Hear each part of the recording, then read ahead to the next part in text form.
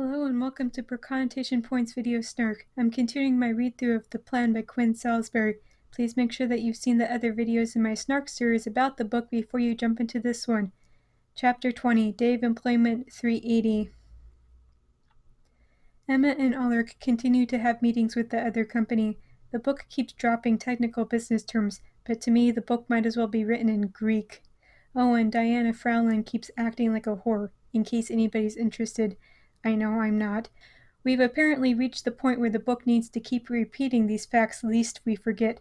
And at this point I'm just thankful that no people of color have been formally introduced, lest Salsbury not stop talking about their food-colored skin. This goes on for a full page. An hour later, Emma runs into some guy that she went out with twice before somebody named Kelly stole the guy from her. But she needs to work with this guy on something. As they're working, they talk about themselves a little to catch up, but then Ulrich comes in and chides her for. At this point, he's just berating her for the sake of berating her. Like, how dare you have a friendly conversation with somebody? This man has the social graces of a rock. No, scratch that. That's insulting to rocks. Ulrich's attitude only sours worse when Emma tries to explain that she went to school with the man. Expanding this trip is not ideal for me either, I hope you realize. Every hour is critical, he says. Holy f***, she's apparently not even allowed to so much as say hello to a single person while she's under the employment of Mr. Hard. I sure hope that this book ends with Emma leaving this shithole job. Literally no promotion and or raise could possibly be worth this level of harassment. And then it gets worse, because of course it does. Unbidden, I think of him leaving with Miss Fraulein yesterday, spending some untold portion of his day with her. Just exactly how critical am I expected to believe a late-night meeting with Executive Expando Bra is, I want to ask. I don't. Hypocrite! Will you be able to make it, or will you be spending yet more quality time with the illustrious Mr. Mitchell? I don't normally spend quality time with my former college roommates' husbands, I level at him. His pen stops clicking. We work in silence the rest of the day. And then she actually calls him out on his if not for his hypocrisy, then at least for being friendly towards other people. Later, she and Ulrich go to a party at somebody's house. A man who once tried to grab Emma's bottom early in the story tries to ply Emma with alcohol, which she finds pathetic. Not only his attempts to try and get into her pants, but she also scoffs over the idea that he could give her enough to get her drunk enough that she would want to sleep with him. She's apparently got quite the tolerance, which she says she inherited from her mother, along with a pointless story about her mom drinking a band under at a dive bar. Why does anybody care about any of this? Emma dumps the rums and cokes that the guy keeps giving her into various potted plants. She does this while answering the same generic small talk questions from everybody else over and over. My dress actually is lovely, I must agree. It's silk and a gradient fade from teal to charcoal with the neck so wide the straps sit on the very edges of my shoulders. Nothing revealing, but the way the air touches my collarbones feels sensual, sexy. Oh yeah, baby. Show me your sexy collarbone? Okay then.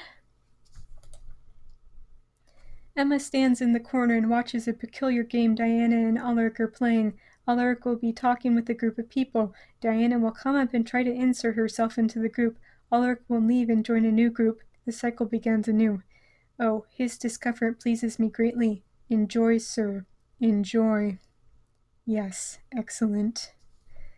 I'm not on board with any of the behaviors displayed by anybody in this book. Not Emma, not Ulrich, and not Diana. But honestly, if anybody deserves to be treated like this is karmatic justice for the behavior they've displayed in this book, it's Ulrich. At 9:20, Ulrich notices that Emma's been having a lot to drink throughout the night, despite the fact that Emma, 1, isn't acting drunk, and 2, inwardly said that she's only just had enough of the rums and cokes to make one full drink. Ulrich seems to think that her behavior is unprofessional and that they should leave. There's some underlying business of Ulrich knowing full well who has been giving Emma the drinks. The book doesn't actually come out and address how inappropriate that any of that is. Yes, I'm frustrated over it. He says their goodbyes and is quick to usher Emma outside, where they go back to the hotel.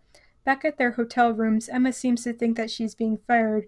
when the truth is that literally nothing Alaric said or did was literally any indication that this is what was happening. Alaric seems to care for her in the way that he would care for a little sister. He hated seeing that asshole plying Emma with drinks and was quick to usher her from the environment. This leads to an even larger argument over Alaric thinking that he can just order Emma around in more casual settings like the party and that everything will be okay. And she's not wrong, although it's such an odd time for her to decide to stop being a doormat towards him. Alaric then declares to know Emma better than her own judgment and says that she's too drunk to be having a conversation like this right now. And I get that somebody's saying to me that they'd had 9 rums and cokes foisted upon them as cause for some alarm. But once again, going back to my earlier statement that Emma is in no way acting drunk because she hasn't actually consumed those rums and cokes. Also, Emma knows her body and how much that she can drink. Alaric coming in and saying that she must be drunk is so far over the line of appropriate, it's in a different country at this point. And then, because Emma is such a prime example of good decision-making under ordinary circumstances, she decides to grab Alaric's butt. She figures, I'm screwed either way, might as well go for it. And apparently there's something arousing about something to Alaric because, well, Emma finds out the hard way, if you know what I mean. She then starts to give him a hand job, and I'd like to point out that they're still in the hall, which even the narration itself points out. This leads to oral, and they're still standing in the hall, and it's like 9:30. Half an hour later, Emma has some regrets, and also reservations about going to Alaric's room again. Why did they separate to their own rooms? I have zero idea, but she doesn't leave her room. She decides that if he wanted to talk to her, he would come to her, but she has questions that need answers. In the end, Emma files the order for breakfast the next morning and goes to bed. Chapter 21, Day of Employment 381. The next morning, Emma has no idea what to say or do to Alaric about their hallway encounter the night before, so she doesn't, and it's just business as usual, and Alaric continues along with Emma's line of thinking and doesn't mention anything either. Location, Office of Diana Frauenland, wearer of actual wonder performing wonder bra. Emma is now slut-shaming Diana for doing some of the exact same things that Emma herself has been doing this entire time. Emma and Diana sit down and talk about business, except that Diana is rude and condescending and treats Emma like this is literally her first day. Emma then reaches her breaking point when Diana assumes that Emma also doesn't have a master's degree and that literally the only thing Emma is good for is making coffee, all while making sexual innuendos about Alaric. Alaric comes back into the room from God knows where, and Diana says some things to him about letting Emma do something. Emma's like, it's a trap. I followed exactly none of that. However, Alaric apparently likes Emma a hell of a lot more than he likes Diana, so he's like, oh, Emma and I will look it over together. I am not enduring a temp. Miss Baker is the best I have ever had. Suddenly I'm fine if we're not talking about work anymore. I don't even have words anymore. I feel like I'm not even properly trying to express myself because half of this is just me doing question mark memes over and over, while the other half is just weird, gross sex stuff. Later that afternoon, Emma yells at the desk clerk at a hotel for not following simple instructions. Their new rooms are on the other side of the hotel from each other. And I've never worked in a hotel before, but you'd think that if a party books 2 rooms together, why in the name of sanity would you not put them together? She calls Alaric, who demands that Emma give the phone to the hotel clerk. After talking with the lady for a few minutes, the lady agrees to fix things right away. We are only privy to what the clerk says, though, which is just terrible, terrible writing, by the way. And oh my god, they're sharing a hotel suite. Except, trust me when I say that I'm less than thrilled about this development, mainly because although this has been a bit of a slow burn, this isn't some Frank Castle, Karen Page AU situation. I don't care about any of these characters. Furthermore, how freaking unprofessional could you possibly be? Either you have the required 2 rooms, or they will take their business elsewhere. Why is this such a difficult concept? And despite all of this, Emma ends up taking the room anyway. She goes upstairs to unpack and grumbles the entire time. And I still don't have a lot of sympathy for her. I would have just told the lady where to put a cactus and left for some other hotel, literally anywhere else at this point. But then Emma instantly goes from grumbling about the singular room to thinking about the sexual encounter with Alaric, because of course she does. Later, Emma shows him how she unpacked his things in the new hotel room. He's weirdly quiet about the entire thing, which surprises me. The guy has wasted 0 opportunities to be a giant like this entire time, regardless of circumstance. He eventually says that they'll go find a Mexican restaurant for dinner. He changes into jeans, which Emma can't stop staring at, and he's got no shoes on, and Emma can't stop staring at his bare feet. And I'm a little weirded out. But then I remember how obsessed Emma is with shoes, so really, it makes some sense, I suppose. They go to a nearby Mexican restaurant where Alaric apparently cannot stop talking about how good of an idea that it was. They're both tired of stuffy, formal dinners, but Emma is tired of Alaric's self-congratulations on the idea of Mexican. They talk business, but the conversation is stilted and awkward.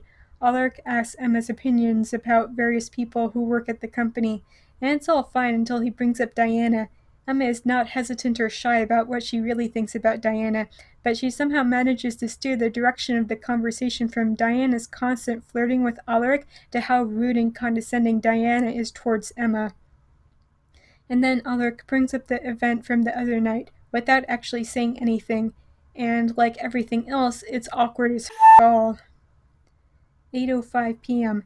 Cannon is in the shower. No other status report possible. 8:17 p.m.